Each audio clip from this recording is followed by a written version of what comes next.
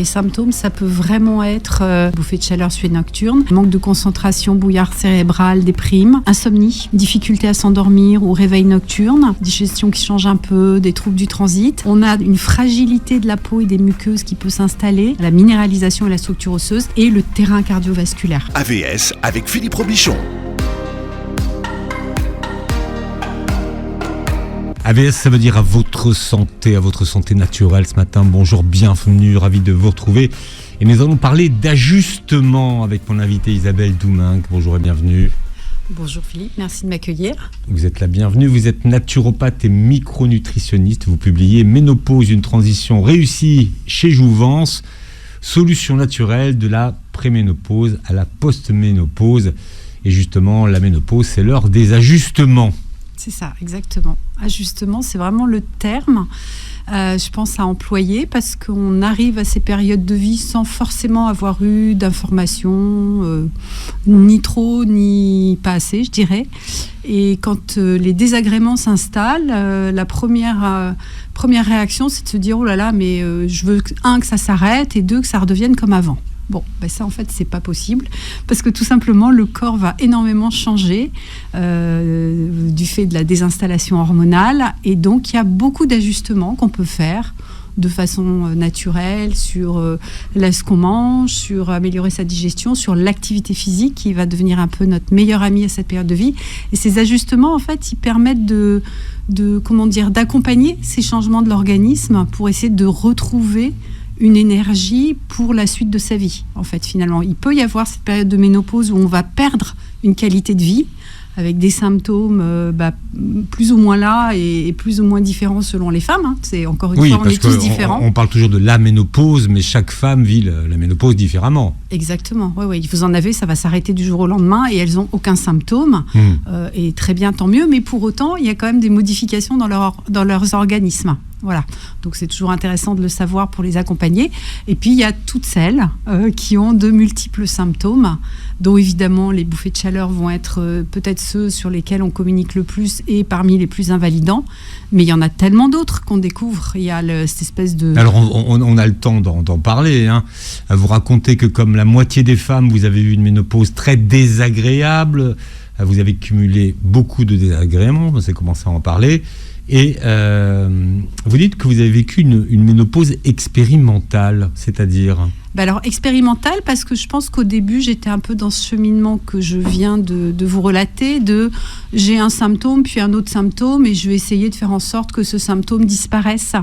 Et en fait les choses étaient très compliquées, avec vraiment une perte de qualité de vie sur la fatigue, le sommeil, enfin beaucoup de choses, ces bouffées de chaleur épouvantables et c'est expérimental dans le sens où on dit toujours peut-être les cordonniers sont les plus mal chaussés, j'en sais rien, je suis naturopathe depuis plus de 10 ans, donc j'avais quand même, je connaissais quand même pas mal de choses à appliquer, mais j'avais pas encore compris, et il a fallu que je passe par là pour comprendre qu'en fait, on joue pas à un symptôme après l'autre, c'est un changement global. Et une fois qu'on a compris ça et qu'on met en place cette espèce de changement global, en fait, c'est un point de vue, quoi. On prend du recul, c'est comme si on s'élevait au-dessus de soi-même, on se voit différemment, on dit « Ah oui, d'accord, ok. » En fait, il y a plein de choses qui vont changer et il faut que je le vive autrement et que je prenne tout dans sa globalité.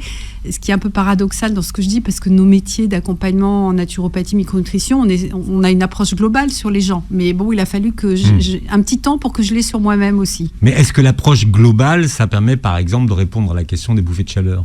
Complètement, parce qu'en fait, dans l'approche globale, on va mettre en place des changements qui vont avoir un impact sur les bouffées de chaleur. Moi, ce qui a eu un impact direct sur les bouffées de chaleur, ça a été la gestion du poids. Et des changements alimentaires. Voilà, une fois que j'ai bien compris que quand je prenais un petit verre d'alcool le soir ou que si j'avais trop de glucides ou du sucré le soir avec une bonne journée bien stressante derrière, c'était l'enfer en fait. Une bouffée de chaleur, là, c'était au maximum. Et dès que j'ai commencé à perdre un peu de poids, à me renforcer musculairement et à vraiment tester des choses, j'ai vu la différence et elles ont fini par s'estomper et disparaître. Vous avez pensé adopter le traitement substitutif Absolument. hormonal, ouais. Alors, il se trouve que moi, je ne suis pas éligible à ça parce qu'à titre personnel, j'ai des antécédents de cancer du sein et d'endométriose personnelle ou familiale. Donc, du coup, au moment où ça remonte maintenant presque à 7 ans, cette ménopause, en discussion avec la gynécologue, bon, c'était pas forcément la voie choisie. Mais franchement, si j'avais pu le prendre, je l'aurais pris, non seulement pour ça, mais surtout pour le terrain d'ostéoporose, parce que j'ai un petit terrain d'ostéoporose, là aussi avec une partie génétique. On ne le dit pas assez, voilà. Ça, mais bon, c'est vrai que pour l'ostéoporose... Alors pour l'ostéoporose, en fait, quand il y a vraiment des ménopauses précoces ou des ostéoporoses importantes, il faut agir tout de suite. Il faut agir tout de suite, c'est-à-dire dès l'installation de la périménopause et de la ménopause, puisque c'est dans ces années-là, en fait, qu'on va perdre le plus de masse osseuse. Donc si les personnes peuvent prendre un traitement hormonal de substitution, ce sera le plus efficace par rapport à ça. Donc ça, vraiment, c'est des traitements qui ont été diabolisés il y a une 20aine d'années parce qu'il y a eu des études, etc., faites dans des conditions un peu critiques. C'est plus du tout la même chose. C'est une étude américaine. Bon, c'est vrai qu'effectivement, bon, on s'est mis à plus prescrire le traitement hormonal substitutif. À plus le prescrire, ça fait peur à tout le monde, à juste titre.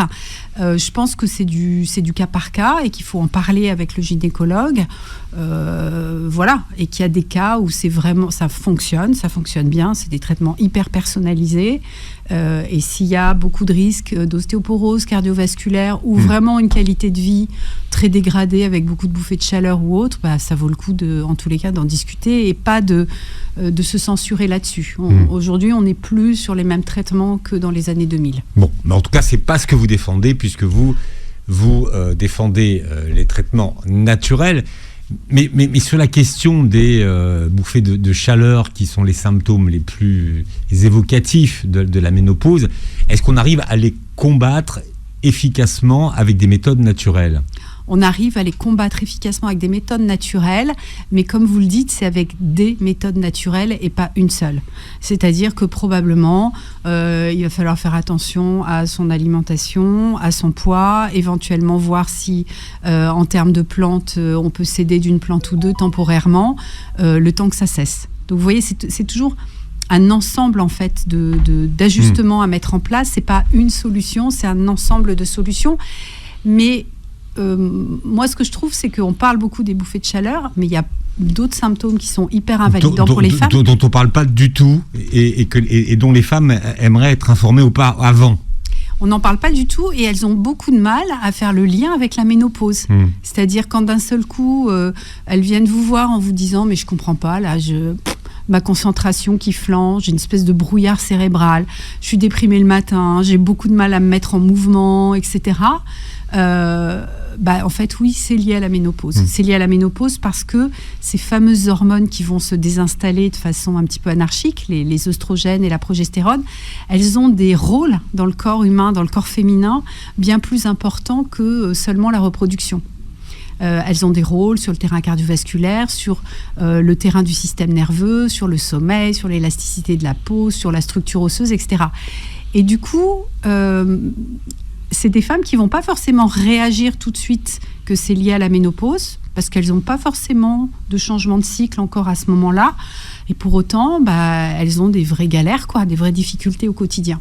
Donc, celles qui n'ont pas de bouffée de chaleur, mais qui vont avoir d'autres symptômes de la ménopause, voilà, on peut aussi, par des solutions naturelles, trouver des solutions et retrouver, en fait, leur permettre de retrouver l'énergie et la forme qu'elles avaient auparavant. Et la qualité de vie. Il y a plusieurs étapes de la ménopause, donc la préménopause, la périménopause. Alors, c'est quoi la différence entre la préménopause et la périménopause ? Ouais. Alors, c'est des termes un peu, on va dire, c'est des catalogues, ça met des cases.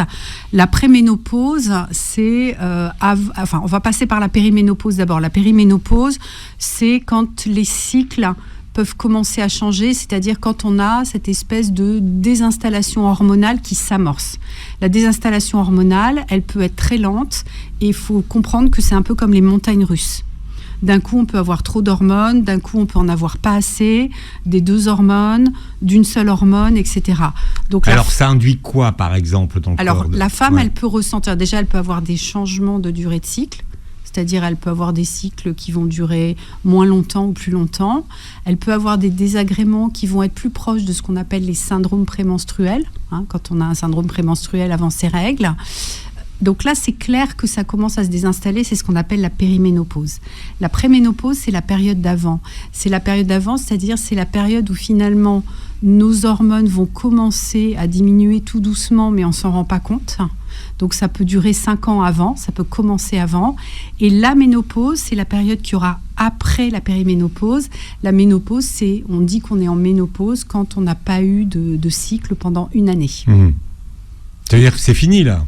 Alors c'est fini au niveau de la sécrétion des hormones, mais c'est pas fini sur les symptômes. Les symptômes, ils peuvent durer plusieurs années et au bout d'un moment, ils passent complètement. Et voilà, après la ménopause, après cette année donc sans cycle, on rentre dans ce qu'on appelle la post-ménopause, où là, on va devoir faire attention à 2-3 problématiques de santé, tout simplement aussi parce qu'on n'a plus cette fabrication hormonale qui jouait un rôle dans notre organisme. Et quelle est la période, selon vous, la plus intéressante pour changer les habitudes?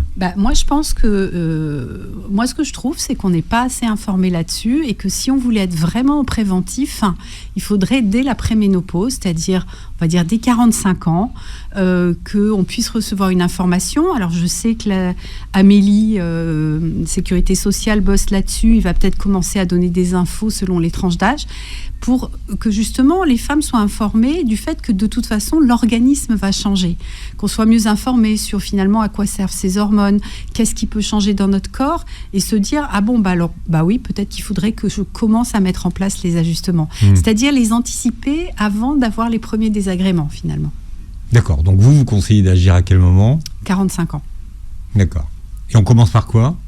On commence par mettre en place de l'activité physique régulièrement. Alors, quand je dis activité physique, faut pas imaginer qu'on va aller faire un marathon toutes les semaines. C'est juste se dire que c'est quelque chose, il ne faut plus être sédentaire. Il faut bouger.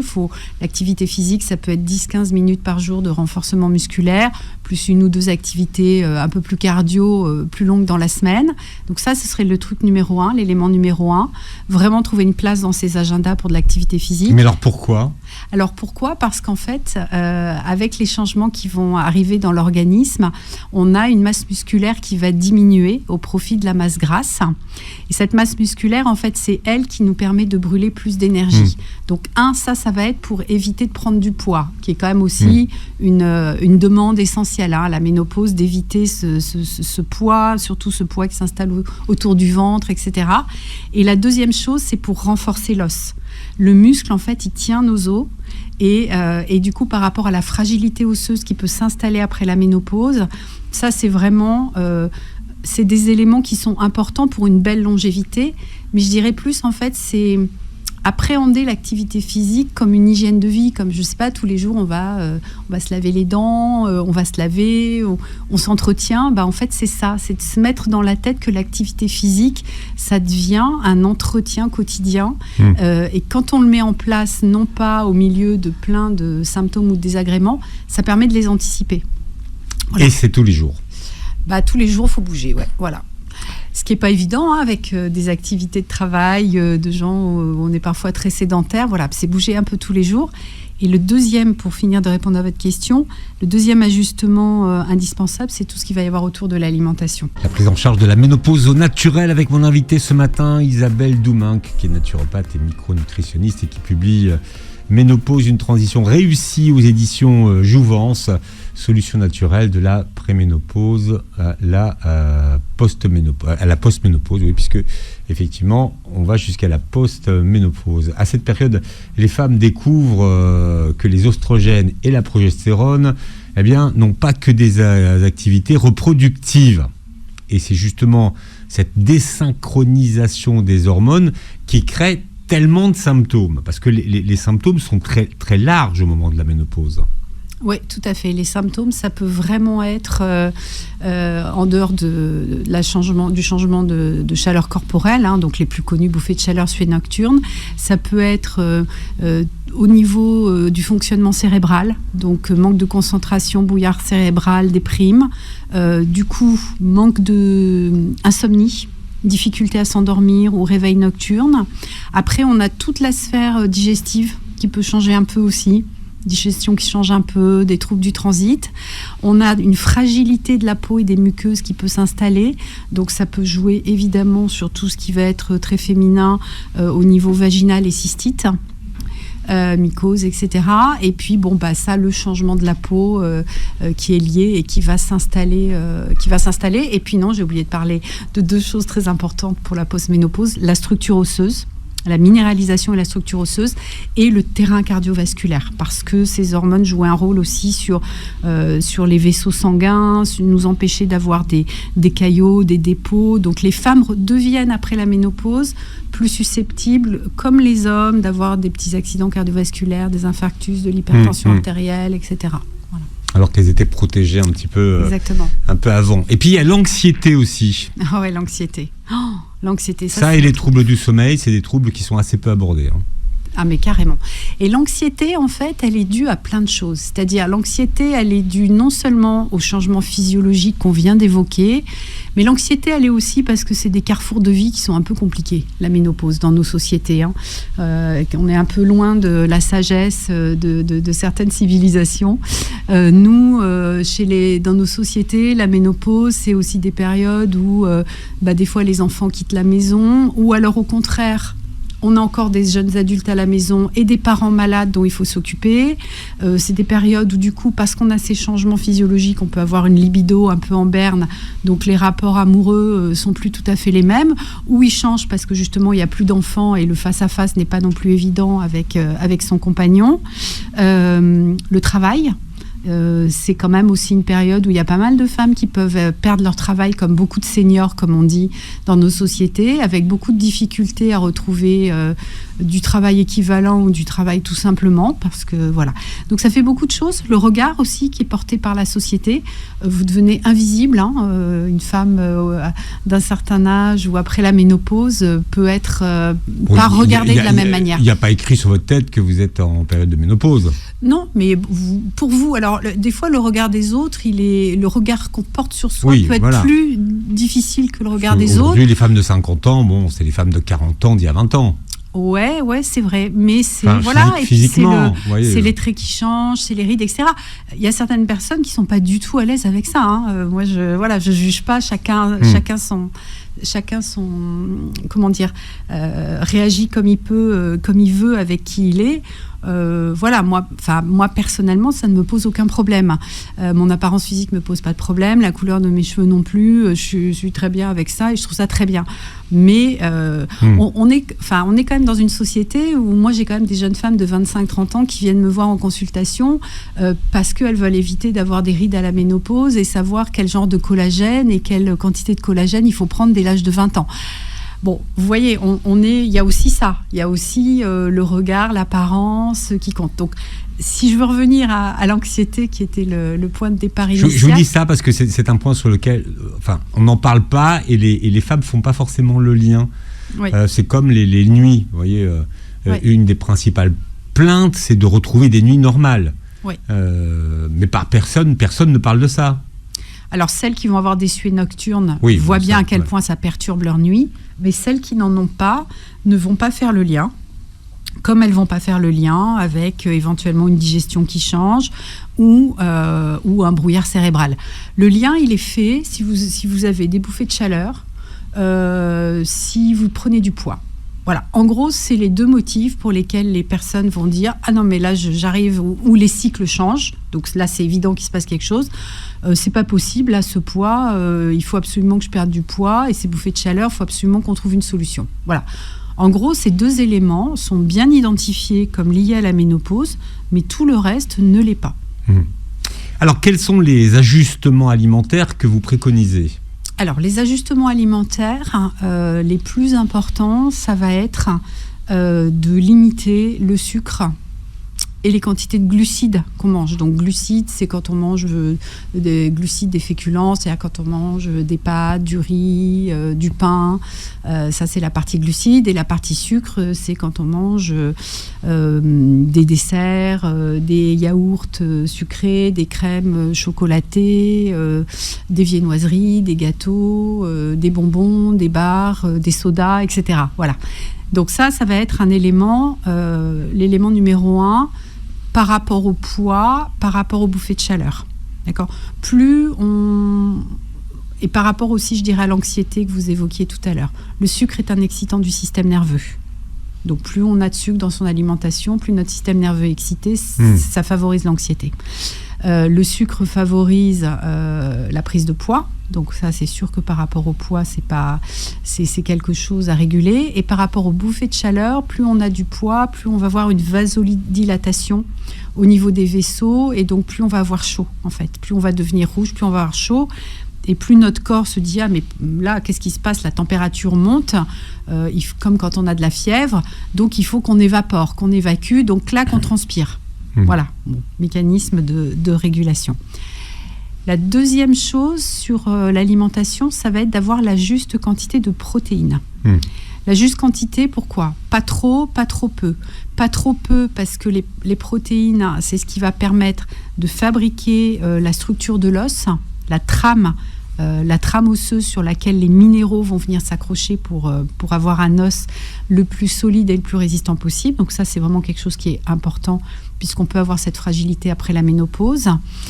Et les protéines, c'est aussi ce qui va permettre de fabriquer des neurotransmetteurs. Les neurotransmetteurs, c'est la dopamine qu'on fabrique le matin, qui nous permet d'être de bonne humeur, d'avoir des envies, de mener des projets, etc. C'est aussi la sérotonine qu'on va fabriquer plus tard dans la journée. La sérotonine, elle permet de gérer tout ce qui est de l'ordre des compulsions alimentaires, dont notamment le sucre. Et la sérotonine, elle se transforme en mélatonine, qui est l'hormone du sommeil. Donc, protéines, elles servent à fabriquer notamment ça. En revanche, si on a trop de protéines dans son alimentation et qu'on s'acidifie, on oblige notre corps à sacrifier des minéraux pour lutter contre cette acidification et notamment à sacrifier le calcium qui est hyper important pour la solidité des os. Donc, trop de protéines, c'est des gens qui mangent trop souvent du fromage, de la viande, des œufs, etc. Alors, c'est marrant parce qu'on nous dit que le calcium est dans la viande et dans le fromage. Alors, le calcium est dans le fromage et dans les produits laitiers. On parlait d'ostéoporose tout à l'heure, on dit voilà, faut manger du calcium. Alors ça fait partie des messages qu'il y a eu pendant des années. Oui, c'est des messages qui ont un peu changé quand même maintenant, parce que les études ont quand même montré que les pays où il y avait le plus d'ostéoporose, c'était les pays où on mangeait le plus de produits laitiers. Bon, donc ça c'est d'un point de vue. Et puis donc maintenant on n'est plus à 3 produits laitiers par jour, mais à 2 par jour. C'est les recommandations ont changé récemment. Voilà, il y a quelques années. Et les produits laitiers, certes, ils ont du calcium dedans, notamment le fromage, évidemment, mais ils sont aussi très salés. Et le salé, les excès de sel dans l'organisme font fuir aussi le calcium. C'est toujours une question d'équilibre, en fait, dans la vie. Le calcium, vous en avez quand vous mangez des légumes verts, quand vous mangez du saumon, quand vous mangez des crevettes, quand vous mangez des algues, quand on mange, je sais pas, des amandes, des noix, des noisettes, des choses comme ça. Donc, voilà, bon, ça, il y a tout plein de tableaux comme ça très pratiques dans le livre pour savoir où trouver justement son calcium et pas que passer par les produits laitiers. Si on les digère bien sûr qu'on peut en manger, mais peut-être aussi qu'on ne va pas manger trop de fromage qui est très salé, qui peut faire fuir le calcium. On peut manger aussi peut-être du fromage blanc ou du yaourt qui, lui, contient du calcium et ne va pas être salé, en fait. Vous voyez, c'est une question. C'est-à-dire qu'on peut trouver des sources de calcium qui ne soient pas le fromage. Bien sûr, oui, tout à fait. Vous dites qu'il faut limiter les quantités de café. Alors, le café, en fait, c'est surtout c'est un excitant. Alors, le café, c'est un excitant du système nerveux. Donc ça, c'est numéro 1 par rapport à tous les anxiétés, insomnies dont on parlait. Mais aussi, ça fait partie des 4 éléments à tester tout de suite, à limiter par rapport aux bouffées de chaleur. Le café, la cigarette, l'alcool et le sucre. Ces 4 éléments, quand on les diminue ou quand on les arrête, ça limite en fait la vasodilatation et donc ça limite le nombre et l'importance des bouffées de chaleur. Parce qu'en termes de nombre, je ne sais pas si les hommes se rendent compte, mais c'est beaucoup les bouffées de chaleur. Alors, les bouffées de chaleur, ça peut aller jusqu'à 40 fois par jour. Une bouffée de chaleur, ça peut durer 10 secondes à 1 minute. Alors, chez certaines femmes, elles vont avoir une bouffée de chaleur et puis après, ça va. Il y a d'autres femmes qui vont être crevées derrière comme si elles avaient une hypoglycémie. Et il y en a qui vous parlent même qui se sentent carrément vertigineuses, qui ont l'impression que la pièce tourne, etc. Ouais. Oui, non, c'est très impressionnant. Et les suées nocturnes, ça peut arriver de devoir changer les draps 3 fois dans la nuit. Donc c'est un truc, voilà. On vous en parle, vous avez des gens qui vous en parlent. Quand vous le vivez, vous dites « Ah ouais, d'accord. » Non, c'est donc ça. C'est quand même assez impressionnant. C'est pas une petite transpiration. Non, du tout. C'est ça qu'il faut comprendre. Qu'avons-nous à apprendre de l'alimentation des Japonaises ? L'alimentation des Japonaises, c'est une alimentation donc, qui est basée beaucoup sur le soja. Elles prennent beaucoup de soja sous toute forme, que ce soit les formes qu'on connaît nous, tofu, tempeh, que ce soit les sauces de soja comme le miso, que ce soit les différents yaourts de soja ou autres. Ça fait partie de leur alimentation et elles ont aussi probablement un microbiote intestinal, c'est-à-dire des bactéries dans leurs intestins qui permettent d'extrêmement bien les digérer et d'en extraire des molécules actives qui s'appellent des isoflavones, qui vont être ce qu'on appelle des phytoœstrogènes, c'est-à-dire des éléments qui se comportent un peu comme des œstrogènes dans notre organisme. Et donc, elles ont une excellente solidité osseuse et elles ont beaucoup moins de cancer du sein que les occidentales. Mais à quelle quantité alors ? À quelle quantité ? Ouais, c'est toujours pareil. Elles en mangent en moyenne. On va parler en isoflavone de soja, donc cette molécule active. Elles en mangent beaucoup tous les jours. Peu importe d'ailleurs de donner le chiffre, ça va être perturbant. Ça fait partie de leurs habitudes alimentaires. Ce qui a été montré pour les occidentales, pour nous, et qui a été validé par l'ANSES, qui est l'agence de sécurité sanitaire, pour qu'il n'y ait pas de risque pour la santé, parce que ça aussi c'est un sujet qui a été très controversé.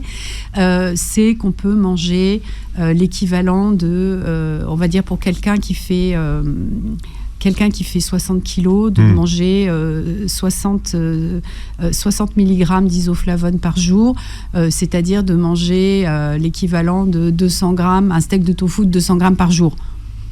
Je connais peu de gens. Quand on fait une moyenne de consommation en France, de la quantité consommée, les gens ne mangent pas du tout ça. Ils en mangent 25% de cette quantité. Donc, en gros, les phytoœstrogènes peuvent être utiles pour lutter contre les bouffées de chaleur et l'os. Si vous en mangez 600 grammes par semaine, c'est-à-dire 3 fois 200 grammes par semaine, c'est bien. Si c'est quelque chose que vous digérez bien et que vous aimez bien, évidemment. Alors, sauf si vous me permettez, je dirais 2 contre-indications. Cancer du sein, antécédent de cancer du sein et hypothyroïdie, où là, dans ce cas-là, il faut se limiter à 200 grammes par semaine. La ménopause au naturel ce matin avec mon invitée Isabelle Doumain, qui est naturopathe et micronutritionniste et qui publie Ménopause, une transition réussie chez Jouvence. Quels sont les compléments alimentaires utiles, on va dire, ou efficaces ? Alors, si on veut agir d'une façon générale, de façon transversale sur plusieurs symptômes de la ménopause et sur le fait de renforcer ses os, etc., ce sont des compléments alimentaires dans lesquels il va y avoir un mélange de plantes, des plantes à action hormonale, phytoœstrogène ou progestérone.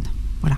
Donc ça, ces compléments sont extrêmement efficaces. Si les personnes n'ont pas d'antécédent de cancer du sein et qu'elles peuvent le prendre et qu'elles ont envie de le prendre, ça marche très bien. Voilà. Ça va être les plus généralistes, je dirais. Voilà. Après, quand on veut, il y a plein de compléments alimentaires, après qui vont être plus des unitaires ou plus ciblés sur telle ou telle problématique. Pour les femmes, par exemple, qui ne pourraient pas prendre de plantes phytoœstrogènes parce qu'antécédent de cancer du sein, etc., il y a des compléments qui existent sans plantes hormonales, dans lesquels on va trouver du pollen, des oméga 3, des vitamines B, des choses comme ça, qui vont jouer beaucoup sur le système nerveux, sur la régulation quand même de la chaleur dans le corps, etc. Alors, ça marche ou ça marche pas, on est toutes différentes, donc faut essayer. Si ça marche, tant mieux. Si ça marche plus au bout d'un certain temps, faut en changer. Les compositions sont différentes. On trouve ça très facilement, des complexes avec plante hormonale ou sans plante hormonale. Et ensuite, ensuite, ça va dépendre. Qu'est-ce qu'on veut améliorer ? Si on a des problèmes au niveau des muqueuses, si on a des problèmes de cystite ou des problèmes de mycose ou des problèmes autour de ça, on va travailler avec différents acides gras pour renforcer les muqueuses. Si on veut travailler plus sur le sommeil, c'est une priorité à rétablir. D'accord ? Parce que quand on dort mal et qu'on accumule de la fatigue, on génère du stress et ça amplifie tous les symptômes. Donc si à un moment il faut travailler sur le sommeil pour le rétablir, il y a des plantes. Il y a des plantes, il y a le magnésium qui est un nutriment du système nerveux essentiel et il y a des plantes. Alors est-ce qu'on va aller plutôt vers de la passiflore qui calme l'anxiété ou vers de l'escolzia si on a des réveils nocturnes ou pas ? Ça va dépendre. Voilà. Donc ça fait partie des choses que j'explique plus en détail pour expliquer pourquoi on irait prendre plutôt telle plante ou telle autre. Donc vous voyez, et c'est des choses qu'on peut prendre temporairement, c'est-à-dire le temps de rétablir une situation. Et puis si à côté de ça, on met en place tous les ajustements alimentaires, d'hygiène de vie avec l'activité physique, on n'en a plus forcément besoin. Mmh. Notamment, on parlait tout à l'heure des conséquences au niveau de la digestion, avec cette sensation peut-être d'avoir un ventre trop gonflé ou des constipations. Quels sont les aliments amis ? Les aliments amis, c'est les fibres. C'est être sûr qu'on a suffisamment de fibres. Donc les fibres, on en trouve beaucoup dans les légumes. On en a aussi quand on mange des protéines. Et puis des fois, ça vaut le coup de s'en rajouter un peu, des fibres sous forme d'extrait de son de blé ou de graines de lin broyées, des petites choses comme ça. Par rapport à ça, ça va être s'assurer qu'on a suffisamment de fibres, qu'on bouge beaucoup, qu'on boit suffisamment, qu'on s'hydrate beaucoup hors repas. L'élément numéro 1 là-dessus, et ça fait peut-être partie du premier des ajustements, c'est de se mettre à bien mastiquer. Voilà, mastiquer, c'est en fait, quand on avale sa bouchée, être sûr qu'elle est bien homogène, un peu comme si on avalait de la purée. Tout le travail qu'on fait comme ça, quand on mastique, c'est un gain pour le système digestif derrière. Donc, s'il est un peu en difficulté à cause de cette période de transition, en fait, on lui redonne un petit peu de puissance en améliorant comme ça aussi sa mastication. Mmh. On parlait de la peau tout à l'heure. C'est une période où les femmes peuvent perdre 30% de collagène. Oui. Tout à fait. Le collagène, c'est important pour l'élasticité de la peau. C'est important aussi pour la souplesse articulaire. Donc, c'est important le collagène, parce qu'après, en prenant de l'âge, on peut facilement avoir des douleurs articulaires. Avant, on faisait des bouillons d'os. Vous ressuscitez cette vieille recette de bouillon d'os. Voilà, le bouillon d'os pour avoir du collagène dedans. Ou il y avait des recettes, moi je me souviens, le tendron de veau. Ça parle à certains, je pense. Alors ça existe encore dans plein de pays. Quand vous allez dans les pays Europe de l'Est ou Russie, etc., c'est des habitudes qui ont été gardées. Les personnes en mangent régulièrement parce qu'elles savent que ça apporte des choses à la santé. Donc aujourd'hui, voilà, le collagène, c'est les bouillons d'os, c'est d'avoir suffisamment de vitamine A, de vitamine C, de vitamine E, c'est sûr. Et puis, là aussi, par exemple, il y a beaucoup de compléments nutritionnels sur le collagène qui existe. D'accord, mais alors quel est votre avis à vous là-dessus ? Mon avis à moi, c'est que... Sur la complémentation en collagène. Alors, je trouve qu'à 20 ans ou 25 ans, je ne suis pas sûre que ça serve beaucoup. Voilà. Parce que le corps, il le fabrique encore bien. Il y a peut-être d'autres priorités dans la vie. Mais après la ménopause, si les personnes veulent pas avoir des rides trop marquées ou sont pas OK avec leur apparence ou ont un terrain où ont peut-être déjà des risques de douleurs articulaires, oui, ça vaut le coup d'en prendre. Il faut prendre 10 grammes par jour. Il y a plein de marques de collagène qui existent, qui peut être fait. Là, il faut regarder. On va pas rentrer dans des histoires de marques. Il y en a plein qui existent. Voilà. Donc oui, ça peut être une période de vie où c'est intéressant d'en prendre, surtout si c'est la peau plus les douleurs articulaires. Là, c'est clair que il y a un vrai bienfait là-dessus. Ça marche contre la sécheresse vaginale aussi ? Le collagène, la sécheresse vaginale, ça va être plus d'avoir des oméga 7, des bons acides gras. Oméga 7, oméga 9, oméga 3. Alors, je ne connaissais pas les oméga 7. Les oméga 7, c'est ce qu'on a quand on mange certaines noix, comme les noix de macadamia, qui font pas partie tellement de ce qu'on trouve. C'est plus américain, les noix de macadamia. Enfin, on en trouve aussi ici. C'est ce qu'on trouve dans les glaces à Gann. C'est l'argousier. Ouais, c'est ça. Ah, mais oui, carrément, les glaces. L'argousier. Il y en a un peu dans des oméga 7, on en a un petit peu quand on mange certains poissons dits gras.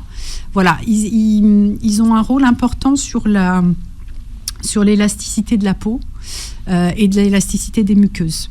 Voilà. Donc les muqueuses, on va plus travailler sur les apports d'oméga, de différents acides gras. On va parler des stratégies pour lutter contre l'ostéoporose. Les femmes peuvent perdre 1 cm entre 30 et 50 ans, presque 2 cm entre 50 et 70 ans. Il y en a même qui perdent beaucoup plus.